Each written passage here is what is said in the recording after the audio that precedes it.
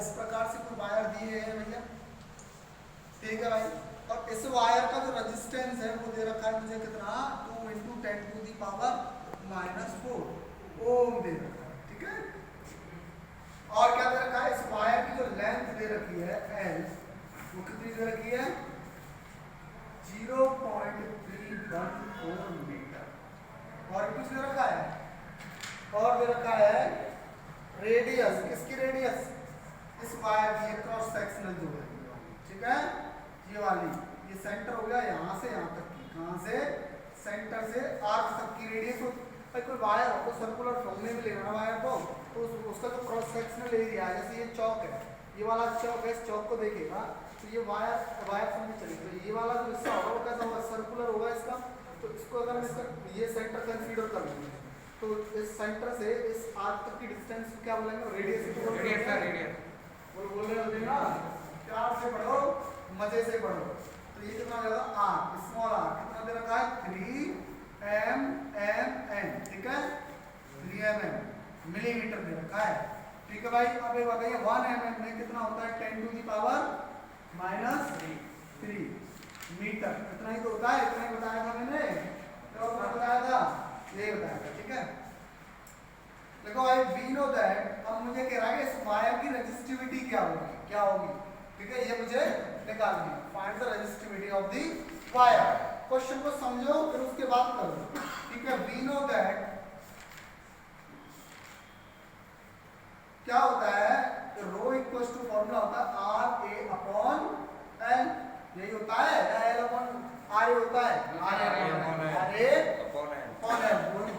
समझ में आया, ये मैंने बताया भी था क्वेश्चन, और मैंने ये फॉर्मूला भी लिखा चुका हूँ सभी लोगों को, तो भाई कर डालो तो हो जाएगा। रेजिस्टिविटी मुझे निकालनी है, तो बगल में रखो जैसे R कितना दे रखा है 2 × 10⁻⁴।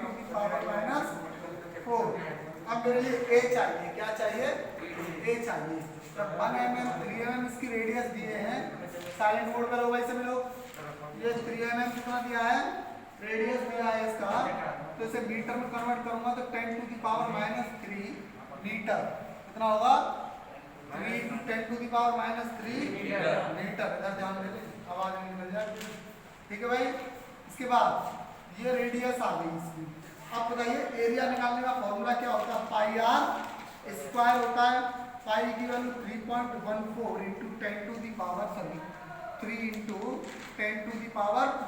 3 बोल समझ में आया। ये मेरा एरिया हो जाएगा, क्या हो जाएगा, ये किस में आएगा निकल के मीटर में, किसमें मीटर स्क्वायर में, किसमें बेटा मीटर स्क्वायर में। तेरा नाम क्या है अमन, इधर देख, ये आ जाएगा, इसे सॉल्व करेंगे तो बाद में कर लेंगे। अब देखो वैल्यू पुट कर लो यहाँ पे सारी वैल्यू, r बराबर क्या है, ये रहा, यही तो दे रखा है सर भाई, यही r दे सर -4 भी होगा, ठीक है। ये रेजिस्टिविटी निकालनी है तो कितना है 2 × 10⁻⁻⁴ इंटू A कितना निकल के आया 3.14 इंटू 3 आगे ले लो भाई 3 × 10⁻³ डिवाइडेड बाय L कितना है 3 × 10⁻³ है ना, अरे उल्टा कर दिया भाई, हाँ यही है ना, पाई r मेरा कितना था, यही था ना, L क्या दे रखा है 0.314 मीटर, दे रखा ना, गधों बोर्ड पे देख के बोल दिया करो वैल्यू को। ये इसे सॉल्व करो भाई, कितना आया फटाफट, इसे सॉल्व करेंगे तो कितना हो जाएगा 2 × 3.14 इंटू 3 इंटू 10⁻, ये और ये कितना हो जाएगा 7, कितना हो जाएगा 7 हो गया भाई। अरे सही कर रहा हूँ या नहीं, वेरी, चलो इसे और सॉल्व कर लो भाई, आगे फटाफट सॉल्व करो, कितना आया और सॉल्व करो, इंटू 10⁻⁻7 दे रखा भाई। अब इसे ये नीचे दे रखा है 10 बार ये गया। अब इसके बाद तुम देखोगे सॉल्व, तो इसमें पॉइंट कितना 1 2 3 मल्टीप्लाई बाय 10⁻3, इसमें कितना है 1 2 मल्टीप्लाई बाय 10⁻2, ये पॉइंट ये से 6 इंटू 10⁻, ये कितना हो जाएगा, कितना हो जाएगा भाई,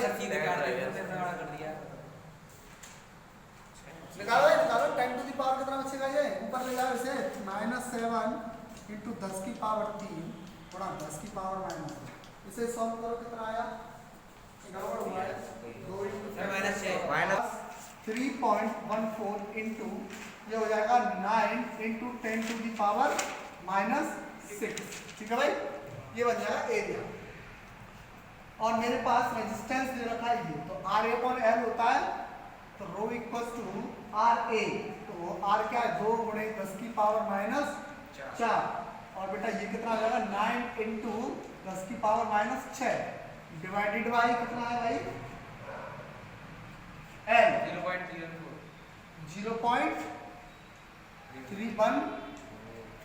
यही दे रखा है RA/L तो A की वैल्यू मेरे पास ये आ गई R की वैल्यू मेरे पास ये दे रखी है तो L की वैल्यू ये दी ठीक है भाई अब कर डालो इसे तो ऊपर हो जाएगा मेरे पास कितना 18 कितना हो जाएगा 18 और ये कितना हो जाएगा भाई 10 टू दी पावर -10 कितना हो जाएगा -10 डिवाइडेड बाय 0.314 इसे सॉल्व कर लेना भाई आ जाएगा चलो भाई तो मेरे फ्लो होते हैं वो मैंने बता दिया था आपको अब इसके बाद सॉल्व करते हैं भाई अगला क्वेश्चन बच्चों देखो अगला क्वेश्चन क्या है 6 ampere a current of 2 into 10 to the power -6 ampere passes through a conductor for 5 minutes passes through a conductor for 5 minutes question को समझिएगा दोबारा बोल रहा हूं a current of 2 into 10 to the power -6 कहने का मतलब I दे रखा है कितना दे रखा है I 2 into 10 to the power -6 ampere दिए हैं ठीक है ध्यान से समझो passes through a conductor for 5 minutes और ये किसी कंडक्टर से पास होता है कितने ये 5 मिनट ठीक है t दे रखा है 5 मिनट तो 5 मिनट दे रखा है t कन्वर्टेड सेकंड मतलब 12 पंजे 60 और 5 सेकंड 300 सेकंड कितना आ गया वेरी चलो अच्छी बात है आज क्या करा कैलकुलेट अमाउंट ऑफ चार्ज क्यों निकालना है क्या निकालना है क्यों और ये तो जर्नल है कर दोगे अरे कर दोगे भाई सर फॉर्मूला था I equals to Q upon T तो Q निकालना तो Q equals to I into T बोले निकाल डालोगे सर निकल जाए चलो बहुत अच्छी बात ये क्वेश्चन होता है आपका अगला क्वेश्चन देखिएगा डायग्राम बना हुआ है अगले क्वेश्चन में बहुत सुंदर और यहाँ पे इधर देखिए भाई थोड़ा दिमाग लगाइएगा भाई आपने है कुछ नहीं सब बराबर कि एक करंट ऐसे है दूसरे महाशय भी ऐसे जा रहे हैं तो ये ऐसे गया फिर डायग्राम में थोड़ा चेंज आया भाई ये ऐसे आ गया ये ऐसे फिर थोड़ा और चेंज लगा देते हैं ये ऐसे ठीक है ये I एम्पियर है मान लेता हूँ 2 एम्पियर 4 एम्पियर और ये कितना आ जाएगा 6 एम्पियर और ये भी 6 एम्पियर हाँ भाई ये फिगर दे रखा है देखिएगा इस वाले फिगर में देखिएगा भाई क्या एक टर्मिनल ए मान लेता हूँ सर इसे बी मान लेता हूँ तो करंट देना स्टार्ट करता हूँ इस वाले में दे रहा हूँ मैं 6 एम्पियर कितना इस वाले में कितना 6 एम्पियर तो 6 एम्पियर इधर से जा रहा होगा 6 एम्पियर इधर कितना हो गया होगा 12 एम्पियर कितना हो गया होगा अरे हो गया होगा ना सर पता है 12 एम्पियर चल रहा है यहाँ से यहाँ अब 12 एम्पियर आ गए यहाँ पे अब 12 में से 4 एम्पियर बच चला गया तो बचा कितना आया 8 एम्पियर यहाँ तक कितना बचा 8 एम्पियर बहुत समझ में आया अब 8 एम्पियर में से 2 एम्पियर इधर चला गया तो यहाँ कितना बचेगा 6 आंसर 6 एम्पियर ऐसे क्वेश्चन को मुझे मान कर क्या मतलब resistance a copper wire of resistance 5 ohm is stretched to reduce its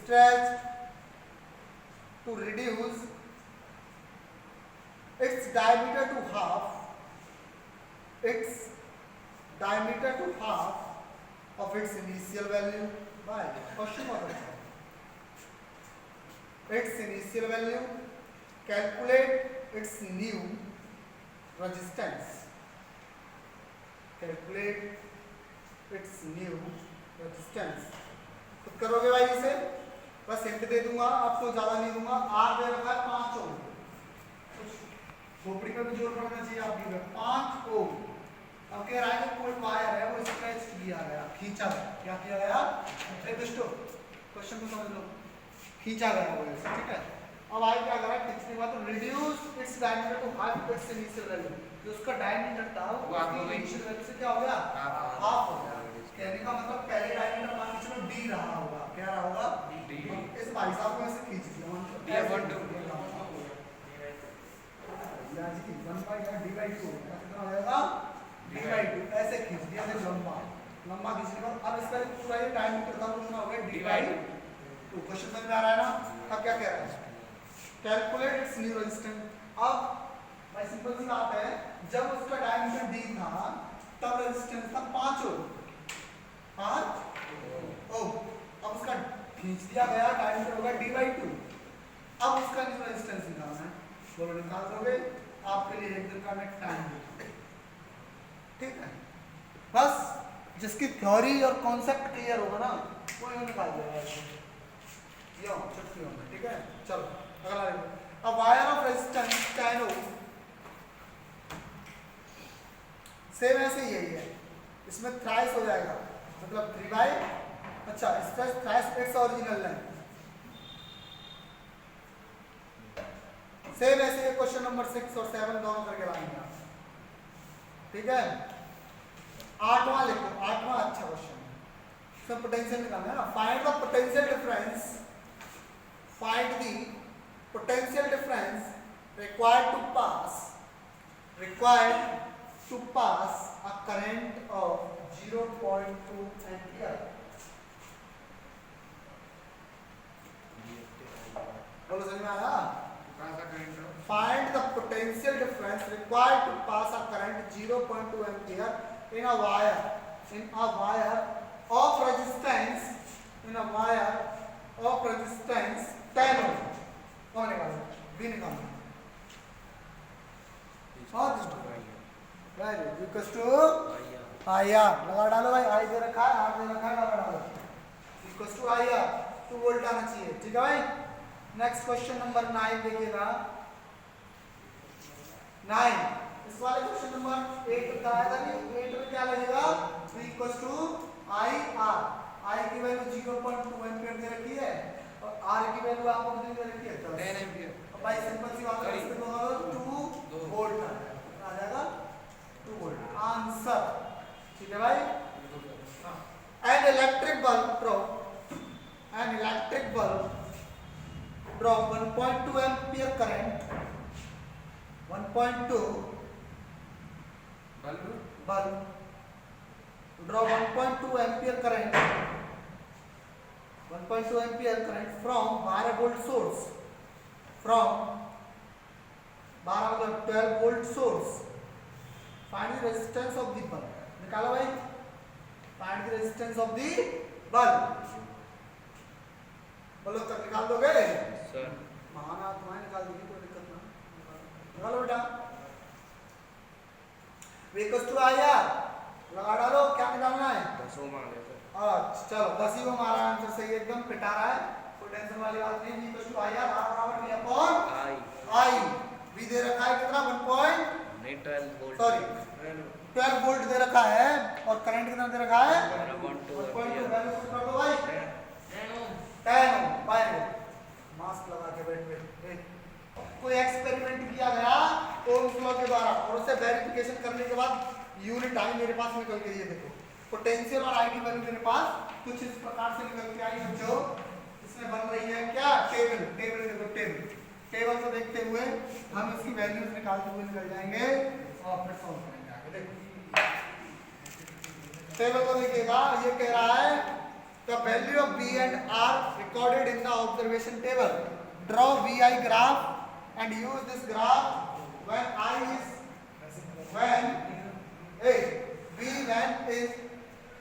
0.5 ampere.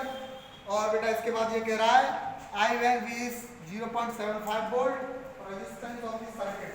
तो निकाल लोगे इसे, तो V और I ठीक है, देखो भाई पहले 0.5 दे रखा है, तो ये कह रहा है 0.5 एम्पियर कहाँ मिल रहा है, कहीं मिल रहा है 0.5 एम्पियर?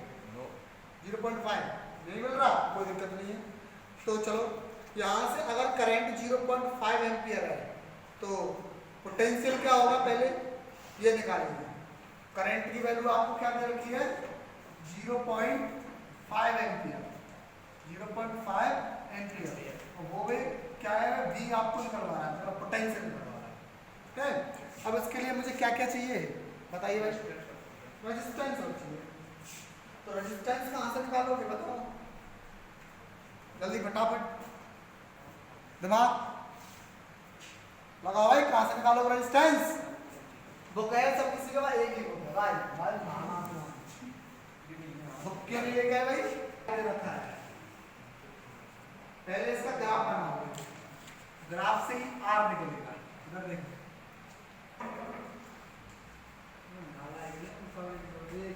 0.5, 0.2, 1, 0.4, 1.5, 0.6, 0.2, वेरी गुड, 0.8, बहुत अच्छी बात है, और ये कितना है 2.5, 1, अब कह रहा है ये 3 और ये 1.2।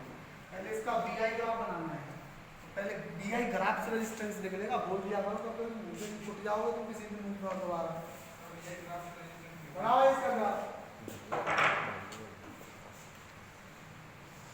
IV, तो मेरे पास V और I मिल जाएंगे तो R में निकाल लूंगा जिस वैल्यू का मुझे चाहिए। अब देखो डिफरेंस कितने कितने निकालूंगी, 0.5 दे रखा है, 1.5 है, 2 है, 2.5 और ये 3 है, तो सिंपल सी बात है 0.5 से स्टार्ट, 0 से 0.5, 1, 1.5, 2 और 1.5 और 3 कर दो, कोई दिक्कत? देखो 0.5, 1, 1.5 से डिफरेंस आ रहा है 2 और 2.5 और ये 3, और समझ में आया? समझ आ रहा है? इसके बाद ये क्या है, किसमें वोल्ट में, मेरा ध्यान रखना वोल्ट में, और ये किसमें आ जाएगा एम्पियर में। अब इसके बाद I देखिएगा, I में कितना डिफरेंस आ रहा है 2, 2.2 आ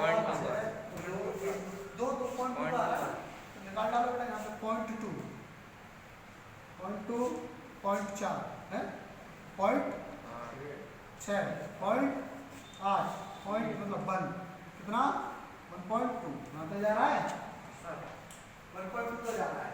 अब क्या कह रहा है, अब देखिएगा ये तो बन गया इसका BI ग्राफ, तो ये दिखा देखो ग्राफ बनाते हैं, 0.5 पे कितना जा रहा है, 2 जा रहा है यहाँ, पता चलना 1 पे कितना जा रहा है, 1 पे 0.4, यहाँ जा रहा है, यहाँ जा रहा है, सही जा रहा है कि नहीं बता देना, मैं बेल में पीछे की देख रहा हूँ, बेल बता दो अपने आप। 2 पे कितना जा रहा है भाई, 1 जा रहा है, 8 जा रहा है, 8 जा रहा है, ठीक है, और 2.5 पे वेरी गुड, और बेटे 3 पे ये जा रहा है, ठीक है। इसके बाद इन पॉइंट्स को क्या कर लो, मिला लो भाई, क्योंकि कुछ भी आएगा मेरे यार थोड़ा यहाँ आ जाएगा, ठीक है, ठीक है, समझ आ रहा है? हेलो, ये ग्राफ समझ में आ रहा है? चलो, तो ये हो गया इसका BI ग्राफ, BI ग्राफ। अब देखो भाई, अब आगे क्वेश्चन को पढ़ दो। अब कह रहा है when I 0.5 हो, V कितना होगा? अगर I मेरा 0.5 हो, कितना हो? 0.5, तो 0.5 यहाँ से देना, कहाँ पढ़ना है? 4 और 6 के बीच में पड़ेगा, सर इससे R आ जाएगा 0.5 अपॉन 0.2 करके, और उसका फिर I जो हमें दे रखा है उसमें मल्टीप्लाई कर देंगे 0.5 दे रखा है, और I कितना दे रखा है? 0.2, 0.2, तो R कितना आ जाएगा?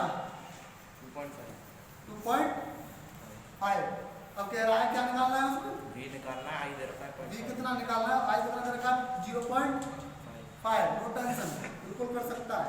तो I कितना होता है? V बराबर IR, तो आई आर कितना हो जाएगा, आई कितना है बेटा 5 गुणा आर कितना है 2.5, इससे सॉल्व करेंगे तो 25 बने 125 1.25 है। नो टेंशन, कोई प्रॉब्लम नहीं है। बोल्ड कितना आ रहा है, बोल्ड पे आएगा। अब कर लोगे बाकी दो पार्ट। सर वो जो ग्राफ से वायर ऑफ 90 ओम और 90 ओम, ठीक है। Resistance 30 centimetre length, 30 centimetre length is tripled on itself, is tripled on itself। समझना भाई क्वेश्चन को। Stop. What is its new resistance? What is its new resistance? What is its new resistance? निकालो भाई इसका new resistance क्या होगा, समझ रहे होंगे ना। 30 centimetre line is tripled on itself, is tripled on itself। कोई वायर है उसका जो रेजिस्टेंस दे रखा है वो 90 ओम दे रखा है, क्या दे रखा है, और उस वायर की जो लेंथ दे रखी है वो कितनी है 30 सेंटीमीटर। कहने का मतलब क्या हो रहा होगा, वो अपनी लेंथ और क्या क्या 30 सेंटीमीटर जगह वो ट्रिपल कर दिया जाता है अपनी लेंथ के, 90 सेंटीमीटर हुई। हाँ कितनी हो गई, ट्रिपल कर दिया जाता है तब 30 सेंटीमीटर है वो। अच्छा पहले 10 थी, पहले 10 थी, ठीक है ऐसे। इसके बाद क्या कह रहा है, what is the it's new resistance. Sir पहले 10 थी तो 90 ओम आ गई और अब 90 होगी तो कितने ओम। देखो बेटा एक बात याद रखना, ये क्वेश्चन जो होते हैं ना थोड़े टर्मिनल से दूंगा उतना ही आगे चल के यहाँ मिलेगा, उतना ही मुझे यहाँ मिलेगा, उतना ही मुझे इस वाले टर्मिनल में मिलेगा। क्या same current pass, same current pass होगा, तो करंट में कोई चीज नहीं होगा। तो डिपेंडेंसी किस पे आ रही है, अब कह रहा है कि कोई वायर जो है मेरे पास इसका जो रेजिस्टेंस दे रखा है वो कितना दे रखा है 90 ओम दे रखा है, 8 इस प्रकार से, ठीक है। अब कह रहा है कि अगर वो अपनी लेंथ का क्या हो ट्रिपल हो, क्या हो ट्रिपल, सिंपल सी बात है, वो ट्रिपल होगा तो रेजिस्टेंस बढ़ेगा घटेगा, सर घटेगा, घटेगा रेजिस्टेंस, घटेगा भाई, अपनी वायर का घटेगा ना, तो क्या करेंगे 90 अपॉन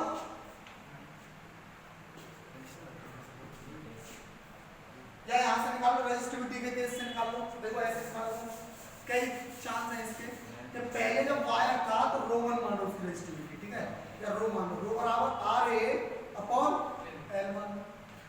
अब जब इसको ट्रिपल कर दिया गया, रेजिस्टिविटी तो सेम है तो लेंथ घटेगी या भाई, लेंथ ही तो बढ़ेगी ट्रिपल।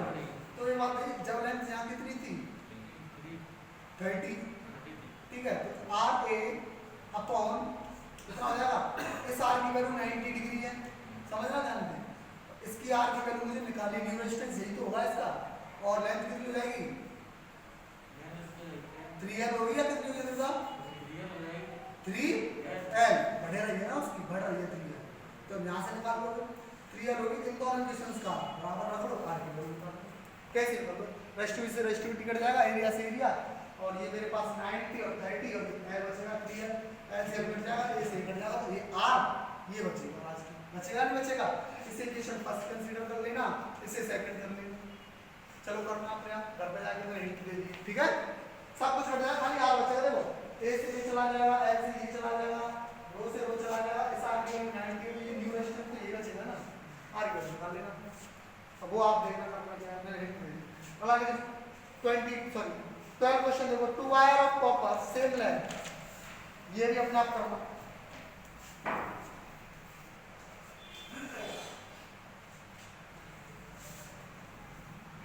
ठीक है भाई, ये भी सेम ऐसे ही होगा, 2 wire of copper same length, मतलब आपको 2 वायर दे रखे हैं, समझ लो भाई, एक ये भी सेम ऐसे ही होगा, यही वाला कॉन्सेप्ट लगेगा।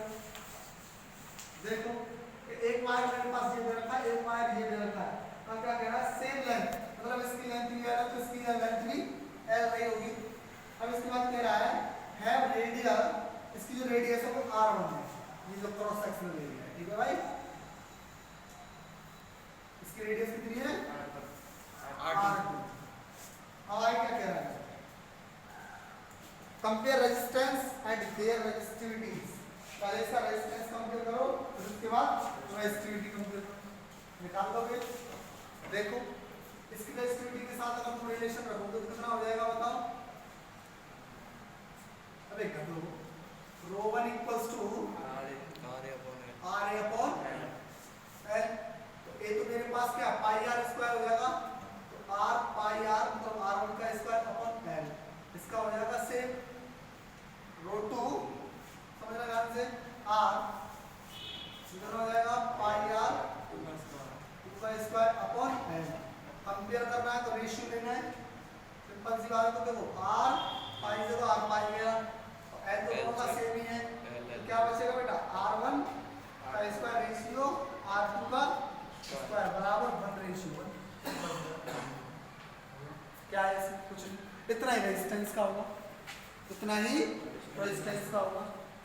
इसके बाद थर्ड क्वेश्चन लास्ट है 1 किलोग्राम कॉपर, इसे भी अपने आप करना है। 1 kilogram copper draw into 2 wires of 1 mm and 2 mm, ठीक है भाई 1 mm एंड 2 mm। अब कह रहा है कंपेयर रेजिस्टेंस, अब इनके रेजिस्टेंस में कंपेयर करना है। सेम कर लोगे 1 mm 2 mm चेंज कर लेना, तो mm को मीटर में 10 to the -3 और उससे कितना हो जाएगा 2 × 10 to the power। रेजिस्टिविटी दोनों भी सेम ले लेना, रो जो है रो से रो कट जाएगा, वैल्यू पुट कर लेना, ठीक है भाई। तो आपके लिए 3 क्वेश्चन दिए, 3-4 क्वेश्चन है, करके लाओगे 13 में से 4 क्वेश्चन है, ठीक है। इसे बोलते हैं इलेक्ट्रोमोटिव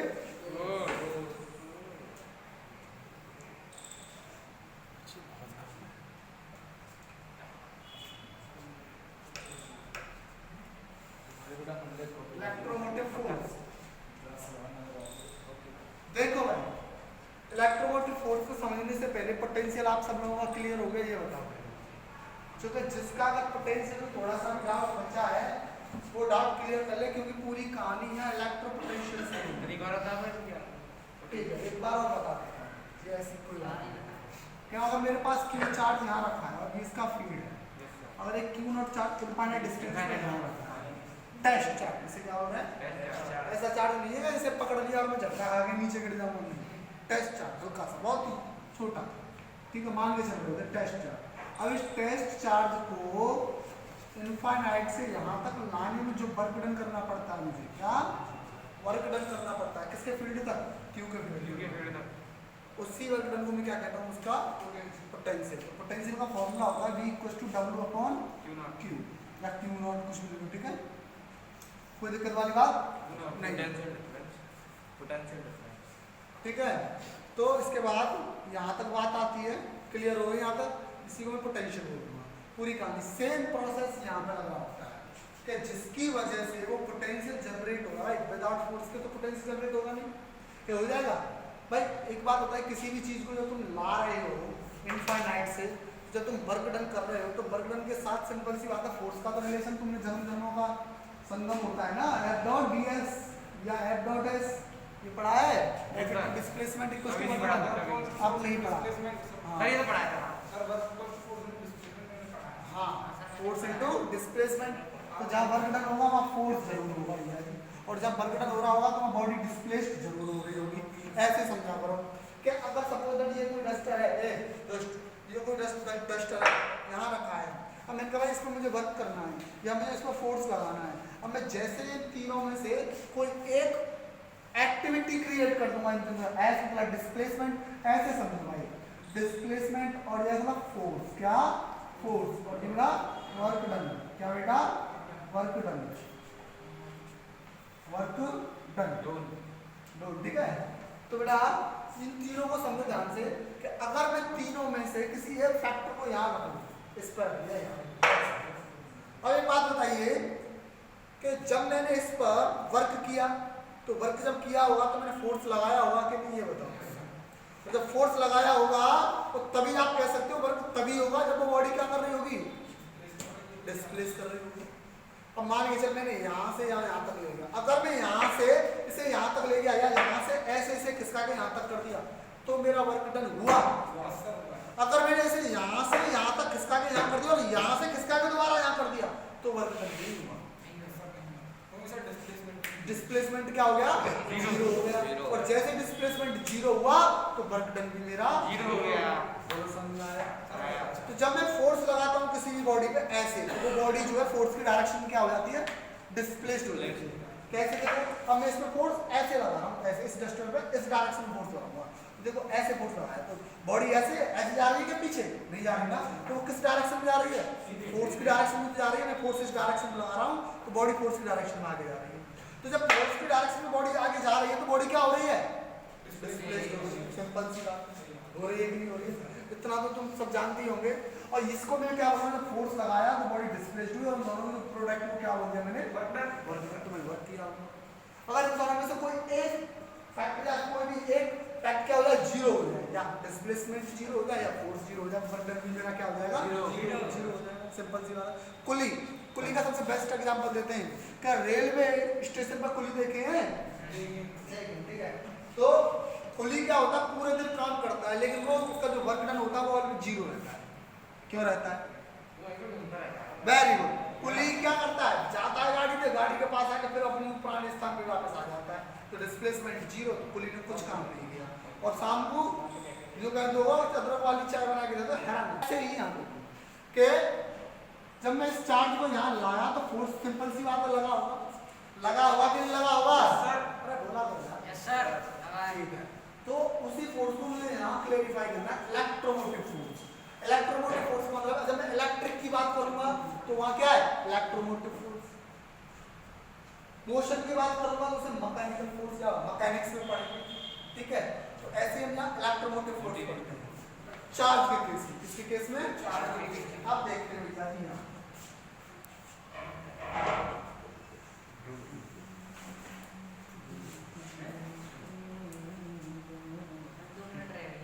अरे रहना मैं 2 मिनट में पानी बना दूंगा, 2 मिनट में लोग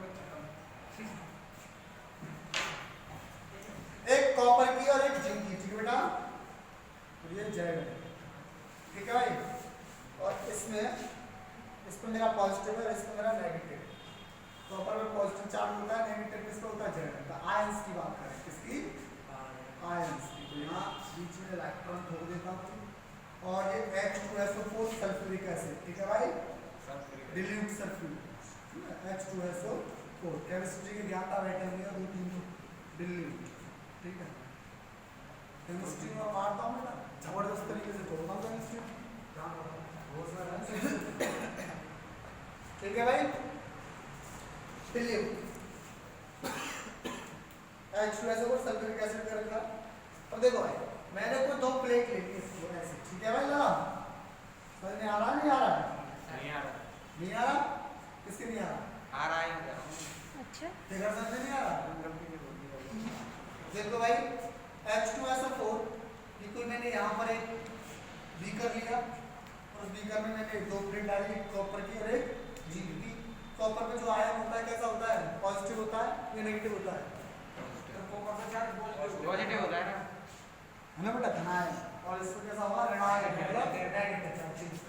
दो चार्ज का तो दोनों प्लेट मैंने इसमें डाल दी H2SO4 से डिल्यूट सॉल्यूशन में, ठीक है।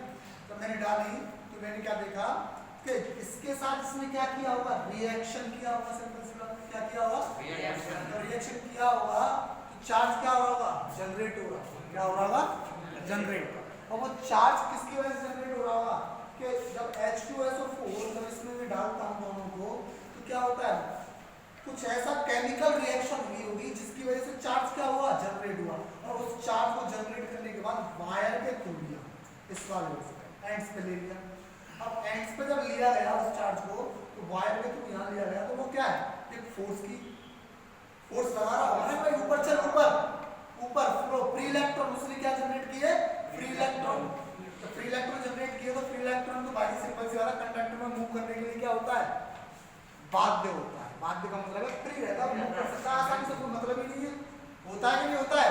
तो इन दोनों टर्मिनल्स के बीच में जो भी फोर्स वर्क करेगा, उसी फोर्स को मैं क्या बोलता हूँ, इलेक्ट्रोमोटिव। ये खाली इलेक्ट्रिसिटी में ही देखने को मिलता है। तो एक पॉजिटिव और एक नेगेटिव, और सिंपल सी बात है, जब मैं 2 आयंस को लेता हूँ, पॉजिटिव टू नेगेटिव और नेगेटिव टू पॉजिटिव, इन दोनों के बीच में सिंपल सी बात फोर्स ही वर्क कर रहा होता है, और वही फोर्स मेरा क्या होता है, इलेक्ट्रोमोटिव फोर्स। अब से वो यहाँ से क्या सर पोटेंशियल वाला केस भी तो जनरेट हो रहा है यहाँ से भाई। बैटरी में क्या होता है, पोटेंशियल वाला तो केस जनरेट होता है, एक टर्मिनल बैटरी का पॉजिटिव होता है और दूसरा टर्मिनल बैटरी का नेगेटिव होता है, यही तो होता है। कि सर आपने बताया तो बैटरी में से भी तो पोटेंशियल निकलता है, तो वहाँ क्या होगा इलेक्ट्रोमोटिव फोर्स। सुन भाई बैटरी में से पोटेंशियल निकलता है, माना बहुत अच्छी बात, लेकिन जब अगर हम इलेक्ट्रोमोटिव फोर्स की बात की जाएगी तो वो जो पोटेंशियल जनरेट हो रहा है ना उसी को मैं इलेक्ट्रोमोटिव फोर्स कह रहा हूँ। अब सुन कि B बराबर फॉर्मूला होता है W/Q और इलेक्ट्रोमोटिव फोर्स बराबर भी फॉर्मूला होता है W/Q0 या Q है, तो दोनों का रेशियो सेम ही। ये भी चार्ज और बर्डन की बात हो रही है, इसमें भी चार्ज और बर्डन की बात हो रही है, लेकिन दोनों डिफरेंस क्या है, ये क्या करता है एंड ऑफ टर्मिनल, ठीक है, और ये किसी इनफाइनाइट से लाए हुए चार्ज को उसके फील्ड तक, ये अपने फील्ड से टर्मिनल तक निकाल रहा है। कर तो दोनों ही बर्डन रहे ना, अरे कर तो दोनों ही बर्डन रहे, तो इसी को मैं क्या बोलूंगा इलेक्ट्रोमोटिव फोर्स। और कभी कभी मुझे न्यूमेरिकल में E बराबर B भी मुझे देखने को मिल जाता है, W/Q। बोलो समझ में आया कि नहीं? है, इसी को बोलता हूं मैं क्या इलेक्ट्रोमोटिव फोर्स। वो बढ़िया में सेट कर लेना बेटा, चल